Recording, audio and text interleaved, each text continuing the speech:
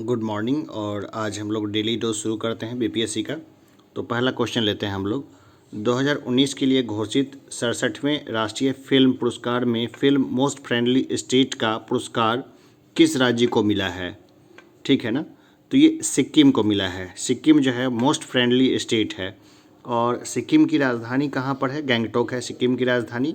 और ये जगह मैंने इसलिए छोड़ रखी है, जैसे जिस स्टूडेंट को ये नहीं मालूम होगा कि सिक्किम का राजधानी कहाँ है, तो सिक्किम का राजधानी लिख लेंगे यहाँ पे गैंगटोक। और जिसको ये नहीं पता होगा कि वहाँ के राज्यपाल कौन है, वो राज्यपाल का नाम लिख लेंगे। जिसको ये नहीं पता होगा कि वहाँ के सीएम कौन है, वो सीएम का नाम लिख लेंगे। और सिक्किम जो है वो भारत का एक पूर्ण राज्य का दर्जा कब प्राप्त किया, उसको भी लिख लेंगे। या कौन सा संविधान का संशोधन है जिसके तहत जो है सिक्किम जो है वो भारत का अंग बना, तो उसको भी लिख लेंगे। तो एक क्वेश्चन जो है जो बेसिकली जहाँ सिक्किम आ गया, तो जो एग्जामिनर होता है वो सिक्किम जैसे ही देखा तो उसको ध्यान में आया कि सिक्किम से संबंधित ये क्वेश्चंस भी बन सकते हैं। तो हूबहू ये आपको सेम क्वेश्चन नहीं देगा कि मोस्ट फैमिली स्टेट का पुरस्कार किस राज्य को मिला है, सिक्किम को मिला। ये तो हम लोग जान रहे हैं। इसके डायमेंशंस पे पूरे क्वेश्चंस को वो घुमाएगा एग्जामिनर। दरअसल एक साल में जितने करंट अफेयर्स होते हैं उसी के बेस पर बाकी सारे पेपर जो है वो तैयार हो जाते हैं किसी भी एग्जामिनेशंस के, भले वो हिस्ट्री का हो, ज्योग्राफी का हो या किसी और सेक्शन का हो।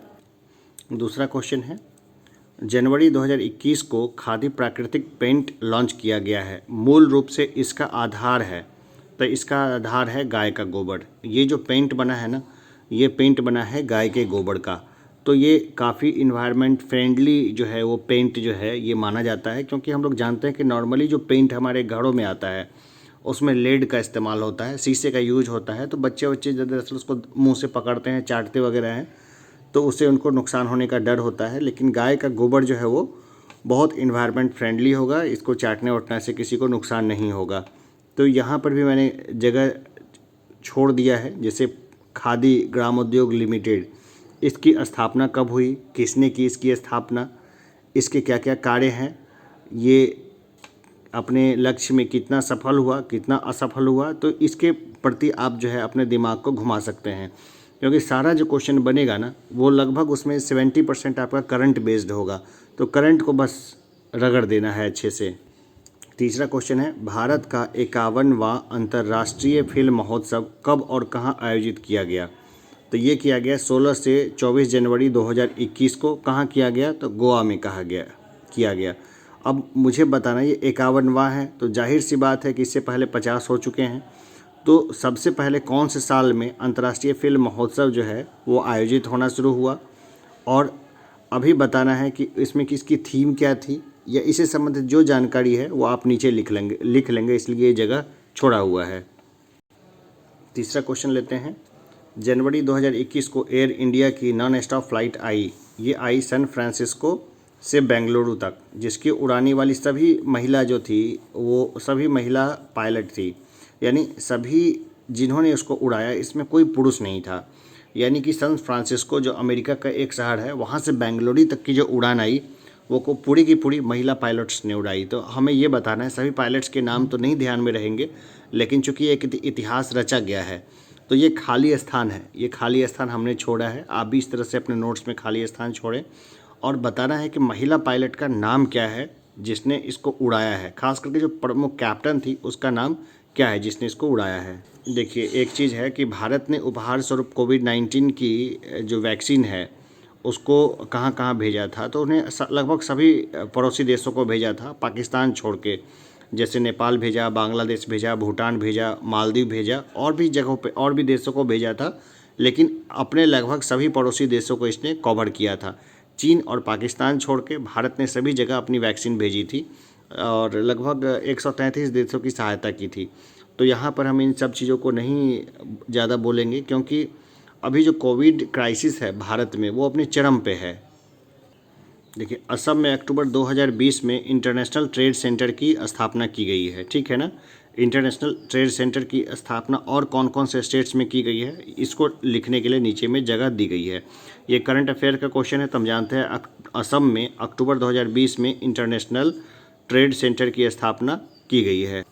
छठा नंबर क्वेश्चन देखते हैं, लेविस हैमिल्टन को बीबीसी का sports personality of the year 2020 पुरस्कार प्रदान किया गया है। किसको किया गया है? तो लेविस हैमिल्टन को। ऑप्शन मैंने जानबूझ के इसमें नहीं डाले हैं, कहा कि बस इसको रगड़िए।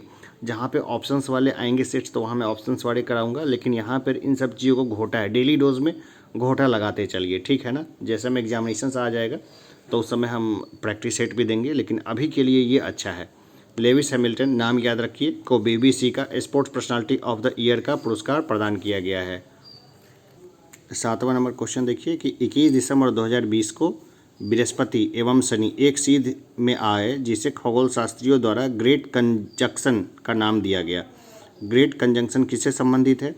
तो बृहस्पति और शनि जो एक सीधा में जो आ गए ना, तो उसको ग्रेट कंजंक्शन के नाम से जाना जाता है, ठीक है ना। आप चाहें तो यहाँ पे एक डायग्राम बना ले, इधर बृहस्पति का और इधर शनि का, और इसको एक सीधा में दिखा दे और बीच में लिखते हैं ग्रेट कंजंक्शन। इससे भी आपको याद रहेगा, ठीक है ना। देख, कलरफुल पेंसिल से करेंगे तो ज़्यादा बढ़िया है, ठीक है ना। यहाँ पे बृहस्पति बना दे, ठीक है ना, जुपिटर, ठीक है। और यहाँ पे शनि का क्या छल्ला भी है, एक शनि का एक क्या है, छल्ला है, एक बड़ा सा छल्ला, ठीक है। तो एक छल्ला बना दे इस तरह से। मैं तो अच्छा नहीं बना पा रहा हूँ, लेकिन आप लोग जिसको अच्छा लगे इसको ऐसे मिला दें, ठीक है ना। एक सीधी रेखा में आ गए तो इसका नाम क्या हो गया? ग्रेट कंजंक्शन, ठीक है ना, ग्रेट कंजंक्शन। अब इसको आप भूलेंगे नहीं, आपको ये हमेशा याद रहेगा। ये सब करंट अफेयर्स भी है और बाकी जो है अदर चीज़ें, ज्योग्राफी का जो क्वेश्चन है वो भी आपको यहीं से तैयार हो जाएगा। देखिए, चंद्रमा पर जो जिन देशों ने अपने ध्वज फहराए हैं उनमें कौन कौन सा है? तो उनमें शामिल है अमेरिका और चीन। तो वर्ष 1969 में अमेरिका द्वारा चंद्रमा पर पहली बार अपना ध्वज फहराने के पश्चात वर्ष 2020 में चीन ने चंद्रमा पर अपना ध्वज फहराने में सफलता हासिल की है। तो हाल फिलहाल जो है ना, चीन ने एक मून मिशन भेजा है, तो उसका क्या नाम है ये भी मुझे बताएं। मुझे कमेंट बॉक्स में लिखे ना लिखें, लेकिन जैसे इतने स्पेस जैसे मैं छोड़ के मैंने जैसे नोट्स बनाए हैं ना, तो आप वहाँ पर बाकी डिटेल्स है वो लिख सकते हैं। देखिए, 9वां नंबर क्वेश्चन है कि भारत सरकार ने स्वर्णिम विजय वर्ष के रूप में मनाए जाने का निर्णय लिया है। तो ये 1971 में पाकिस्तान पर भारत की जो विजय थी, यानी पाकिस्तान ने एक को काट के पूर्वी पाकिस्तान को एक नया देश बनाया था, उसका नाम रखा बांग्लादेश।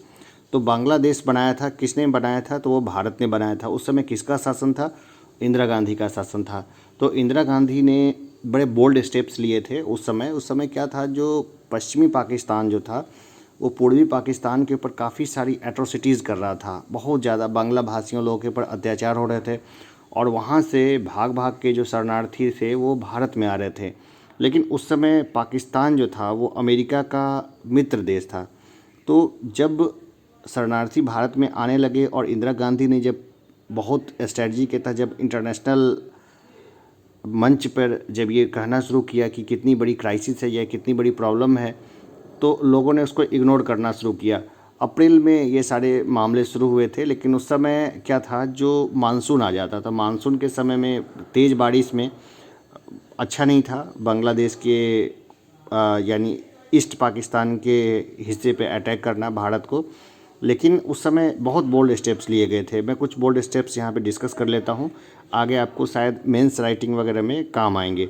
तो वहाँ जनरल जैकब थे। जनरल जैकब जो थे वो यहूदी मूल के थे, और उस समय काफ़ी ज़्यादा हंगामा हो रहा था इंटरनेशनल मार्केट में। और उस समय अमेरिका के जो राष्ट्रपति थे उन्होंने बोल दिया था कि आपके यहाँ शरणार्थी आ रहे हैं भारत में, तो आप उनको भगा दीजिए। लेकिन इंदिरा गांधी ने काफ़ी बोल्ड स्टेप्स लिए और उन्होंने बोला कि जब हिटलर ज्यूइश के ऊपर अत्याचार कर रहा था तो उस समय भी क्या आप यही करते कि ज्यूइश को अमेरिका से या जो बाकी देश उसको शरण दे रहे थे वहाँ से भगा देते? तो ऐसे उसने बोल्ड स्टेप्स लिए थे इंदिरा गांधी ने। और जनरल जैकब ने मात्र 3000 की संख्या के साथ, 3000 सैनिकों की संख्या के साथ पाकिस्तान के 90,000 सैनिकों का आत्मसमर्पण करवा दिया था। तो ये अपने आप में फिर शिमला समझौता हुए और बाकी चीज़ें हुई, ये बाद में हुई।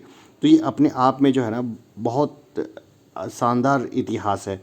तो हम लोग इसके लिए एक सेपरेट लेक्चर लेंगे। यहाँ पे मोटी मोटी बेसिक्स बातें जो है वो जाननी ज़रूरी है। तो ये चाहे जो नीचे में नोट्स आप थोड़ा ज़्यादा पेजेस इसके लिए छोड़ दें, क्योंकि यहाँ इस तरह के क्वेश्चन से संबंधित जो है एक आध सवाल जो है एग्जामिनेशंस में देखने को ज़रूर मिलेंगे, क्योंकि 50वां साल है और 50वीं सालगिरह हो रही है इस चीज़ की, तो ये वो ज़रूर पूछा जाएगा। और देखिए अभी क्या है, पॉलिटिकल मजबूरी है एक तरह से, तो पॉलिटिकल मजबूरी के तहत जो है बीजेपी सरकार जो है इस चीज़ को उतने अच्छे तरीके से धूमधाम से नहीं कर रही है। कोविड क्राइसिस भी है, क्योंकि अगर ये काफ़ी धूमधाम से इस चीज़ को करेंगे तो फिर इनको क्रेडिट देना पड़ेगा इंदिरा गांधी को, और घुमा फिरा के कांग्रेस जो है इस मामले को लपक सकती है। तो ये एक पॉलिटिकल इशूज़ है, तो इसको हम लोग इसमें ज़्यादा डिस्कस नहीं करेंगे, ज़्यादा नहीं घुसेंगे इसमें। देखिए एक और है क्वेश्चन 10वां नंबर का, रामनाथ कोविंद के चुनिंदा भाषण लोकतंत्र के स्वर का लोकार्पण किया रक्षा मंत्री राजनाथ सिंह ने। तो ये बहुत बेसिक चीज़ है, लोकतंत्र के स्वर का लोकार्पण किया किसने, रक्षा मंत्री ने और राजनाथ सिंह ने। और ये क्या है, चुनिंदा भाषण है, किसके हैं, तो हमारे राष्ट्रपति जी हैं, उनका चुनिंदा भाषण है लोकतंत्र के स्वर। देखिए सरकार अलग अलग योजनाएं लेकर के आती है, उसी में एक योजना है गो ट्राइबल। तो गो ट्राइबल के संदर्भ में हम लोग चीज़ों को देखते हैं। इस अभियान को ट्राइब्स इंडिया द्वारा लॉन्च किया गया है, बिल्कुल सही है। इसमें आ जाएगा कि ये जो है इस इनमें से कौन सा सही है या इनमें से कौन सा गलत है। तो हम लोग जो है तीनों पॉइंट्स को हम लोग डिस्कस कर लेते हैं और तीनों पॉइंट्स को रटेंगे नहीं, दिमाग में बैठा लेंगे।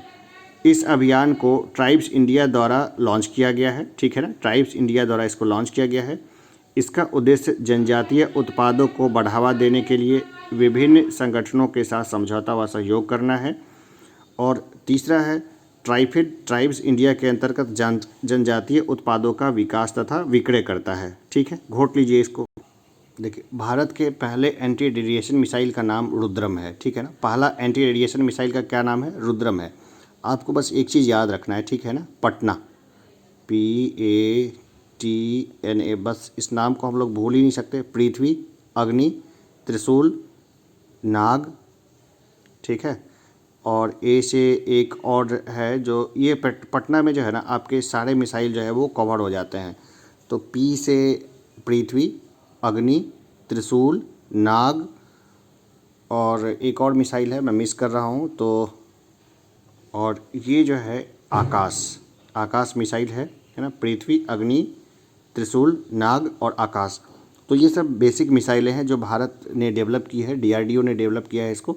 तो इसको बस ऐसे ही देख लेंगे। अब कोई एग्जामिनेशंस में आ जाए तो आप पटना याद रखेंगे तो आपको सारे मिसाइल्स के नाम याद रहेंगे। एक और क्वेश्चन है, क्वाड्रिलेटरल सिक्योरिटी डायलॉग नामक एक अनौपचारिक युद्ध नीति समूह के सदस्य हैं। तो 3 इसके सदस्य हैं, भारत हैं, जापान है और ऑस्ट्रेलिया है, ठीक है ना, भारत, जापान और ऑस्ट्रेलिया। देखिए क्वाड में कितने देश हैं, क्वाड में 4 देश हैं, ठीक है ना, तो उसमें अमेरिका शामिल हो गया, उसमें अमेरिका को छोड़ के बाकी जो है देश हैं इसमें शामिल हैं, तो बस इसी को ध्यान में रखना है। 14 नंबर का क्वेश्चन देखते हैं, अंतरिक्ष एजेंसी जिसने सबसे शक्तिशाली रॉकेट 17 जनवरी 2021 को लॉन्च किया है, तो यह है नासा। अभी तक का सबसे शक्तिशाली रॉकेट है जिसको लॉन्च किया है, तो किसने लॉन्च किया है, तो नासा ने लॉन्च किया है। अगर कुछ करंट अफेयर्स में कुछ नया अपडेट आता है तो देखिए यहाँ पे नीचे का स्पेस छूटा हुआ है, ठीक है ना, तो वहाँ पे इसको अपडेट कर लेंगे। आप लोग इसी तरह से नोट्स बनाएं ताकि जो भी अपडेशन हो या जो भी अमेंडमेंट हो या जो भी बदलाव हो बस एक ही डिवीजन के टाइम में वो सबको लिखते जाएं। देखिए एक और क्वेश्चन है, बिहार राज्य ने कोरोना काल में बाहर फंसे बिहारियों की आर्थिक मदद के लिए अवार्ड जीता है। तो ये अवार्ड है डिजिटल इंडिया अवार्ड 2020। हम लोग देखते हैं कि बिहार सरकार ने जो बाहर में प्रवासी थे उनके लिए काफ़ी स्ट्रॉन्ग स्टेप्स लिए थे, काफ़ी कुछ किया था उनके लिए, जैसे कि उनके अकाउंट्स में पैसे डाले, जो अब जहाँ हैं उनको वहीं पे राशन मिले ऐसी व्यवस्था की गई, और बाकी जैसे क्वारंटाइन की व्यवस्था की गई, जैसे वो बिहार आए तो उनको फ्री ऑफ कॉस्ट उनको क्वारंटाइन किया गया। कुछ अनियमितताएं भी थी, कुछ क्या बहुत ज़्यादा अनियमितताएं थी, क्योंकि हमारी आबादी बहुत बड़ी है और सरकार उस हिसाब से उसको कंट्रोल नहीं कर पाती है, लेकिन हमारा प्रयास जारी है कि हम लोग उसको कंट्रोल कर पाएँ। तो राजनीति में ज़्यादा नहीं घुसेंगे, यहीं तक रहेंगे। 16 नंबर का क्वेश्चन देखते हैं, रक्षा मंत्री राजनाथ सिंह ने भारत की पहली उन्नत हाइपरसोनिक विंड टनल SWT परीक्षण सुविधा का उद्घाटन किया है। तो ये कहाँ किया है उन्होंने किया है हैदराबाद में। 17 नंबर का क्वेश्चन है, ग्लोबल फायर पावर इंडेक्स 2021 इस सूचकांक में देशों को उनकी संभावित सैन्य ताकत के आधार पर रैंक दिया जाता है। ग्लोबल फायर पावर इंडेक्स में अमेरिका प्रथम स्थान पर है, ठीक है ना, इसको देखना है, द्वितीय स्थान पे कौन है, तृतीय स्थान पे कौन है और चतुर्थ स्थान पे कौन है। ये अपने अगर मुझे कमेंट बॉक्स में लिख देंगे तो बढ़िया है, नहीं तो यहाँ पर नीचे में आप अपने नोट्स में इसको लिख लेंगे, ठीक है ना। ग्लोबल फायर पावर इंडेक्स, ठीक है, कौन रिलीज करता है, कौन सी संस्था इसको रिलीज करती है और कहाँ पे ये अवस्थित है, ये भी लिखना है। 18 नंबर का क्वेश्चन है, ई संपदा पोर्टल और आप लॉन्च किया है, ये लॉन्च किया है आवास और शहरी मामलों के मंत्रालय ने। चलिए एक और देखते हैं, 19 नंबर क्वेश्चन करते हैं। इसमें क्या है, सुमेल करना है। सुमेल करना है तो देखिए, जैसे कलियारापट्टू ये केरल का मार्शल आर्ट है, गतका पंजाब का मार्शल आर्ट है और मल्लखंभ ये मध्य प्रदेश का मार्शल आर्ट है, ठीक है ना। उसी तरह और कुछ मार्शल आर्ट्स हैं जो आपको लगे कि हमारे देश में ऑल मार्शल आर्ट्स जो हैं प्रचलित हैं, तो उसको नीचे अपने नोट्स में जो जगह बनाया है वहाँ पे नीचे में इसको लिखेंगे। 20 नंबर का क्वेश्चन देखेंगे, कोविड-19 सभ्यता का संकट और समाधान, ये किसकी रचना है, तो ये कैलाश सत्यार्थी की रचना है। कैलाश सत्यार्थी को नोबेल प्राइज़ मिला हुआ है, कौन से साल का नोबेल प्राइज़ मिला था ये हमें लिखेंगे। और मलाला यूसुफजई के साथ इनको मिला था नोबेल पुरस्कार बचपन बचाओ, इनका जो है वो आंदोलन है, बचपन बचाओ के जरिए ये बच्चों की मदद करते हैं। और इसमें एक ख़ास बात बताऊं कि इसमें मैं भी जुड़ा हुआ हूं, बचपन बचाओ में मैंने एक सार्थक नाम का ग्रुप भी बनाया था और उसका कई सारा बेनिफिट्स भी हुआ था। तो वो हम एक अलग से उसके लिए एक वीडियो बनाएंगे और वीडियो जो बनाएंगे उसके लिए वो सिंपल वीडियो होगा, उसके एकेडमिक्स तो नहीं है वो ज़्यादा, लेकिन ये मेरी अपनी समाज सेवा की मेरी जो भावना थी उसके तहत हमने ये काम किया था और इसमें मुझे अच्छा लगता है इसलिए मैं करता हूँ ये। तो उसका डिस्क्रिप्शन बॉक्स में मैं इन फ्यूचर में वो लिंक डाल दूँगा, लेकिन अब ये एग्जामिनेशन पॉइंट ऑफ व्यू से ये काम का नहीं है, तो अभी इसको हम लोग छोड़ेंगे, ठीक है ना। तो कैलाश सत्यार्थी बचपन बचाओ से जुड़े हैं, एक NGO से जुड़े हैं, उनको नोबेल प्राइज़ मिला है, उन्होंने काफ़ी अच्छा काम किया है, ठीक है ना। तो उनके बारे में और भी कुछ आपको इन्फॉर्मेशन मिले उसको ज़रूर जानिए, एग्जामिनेशन पॉइंट ऑफ व्यू से नहीं, एक अच्छे इंसान के रूप में भी आप जो है अच्छे इंसानों को जान सकते हैं। तो अभी के लिए हम उनके बारे में इतनी ही चर्चा करते हैं, बाकी की चर्चा हम बाद में करेंगे। हम अपने अगले क्वेश्चन पे आते हैं। 21वां क्वेश्चन है, बॉडी बिल्डिंग का सबसे बड़ा खिताब मिस्टर ओलंपिया 2020 को किसने जीत दिया है, ये जीता है ममदोह एलसबॉय ने, ठीक है। 22 नंबर क्वेश्चन है, बिहार का पहला पक्षी महोत्सव कलरव का आयोजन कहाँ किया गया, तो ये किया गया नागी नकटी वन्यजीव अभ्यारण्य में, ठीक है ना। 23 नंबर क्वेश्चन है, देश का पहला परागकण पार्क पॉलिनेटर पार्क खुला, तो ये कहाँ खुला है, ये नैनीताल में खुला है। 24 नंबर क्वेश्चन को देखते हैं, संयुक्त राष्ट्र संघ में भारत के स्थायी प्रतिनिधि हैं, तो ये हैं TS त्रिमूर्ति। इससे संबंधित जो भी क्वेश्चंस मिले खाली जगह पे लिखते जाइए। 25वां नंबर क्वेश्चन है, फुटबॉल इतिहास में सर्वाधिक गोल करने वाले जोसेफ बिकेन के रिकॉर्ड की हाल ही में बराबरी की है, किसने की है, ये की है क्रिस्टियानो रोनाल्डो ने। तो देखिए अभी के लिए 25 क्वेश्चन है, हम लोग 26वें क्वेश्चन से फिर शुरू करेंगे और कोशिश करेंगे आज मैक्सिमम चीज़ों को निपटा दें। अब बिहार स्पेशल का भी नया एपिसोड लेके आना है, तो उसके लिए मैं अलग से मेहनत कर रहा हूँ, ठीक है ना। देखिए मेरी इस निस्वार्थ मेहनत को आप लोग अच्छा लगे तो एकदम लाइक करिए और चैनल को सब्सक्राइब करिए। एकदम सब्सक्रिप्शन बहुत कम है और अभी जल्द ही अगर आपको अच्छा लगे तो मैं सब एडिटिंग करके इसमें काफ़ी चीज़ें जोड़ने वाला हूँ। लेकिन जिस तरह से मैं बता रहा हूँ ना, उस तरीके से अगर आप नोट्स बनाएंगे तो आपको बहुत बहुत सीखने को मिलेगा। ये जिस तरह से मैं मेहनत कर रहा हूँ, ये मैं मेहनत आप ही लोग के लिए कर रहा हूँ, ठीक है ना। मुझे अच्छा लगता है, ठीक है ना। अब ये कहना कि आपके लिए कर रहा हूँ ये सही नहीं होगा, मुझे अच्छा लगता है इसलिए मैं करता हूँ। तो आप लोग अगर अच्छा लगे तो इसको लाइक करिए, अगर मेरी मेहनत अच्छी लगी तो लाइक करिए, अगर मेरी मेहनत अच्छी ना लगे तो डिसलाइक करिए। चलिए अब मैं थोड़ा आराम कर लेता हूँ। सुबह के 4 बजे से मैं इन्हीं सब में लगा हुआ था, मैंने काफ़ी ज़्यादा पढ़ने लिखे हैं, 40 से अधिक पेजेस मैंने लिखे हैं।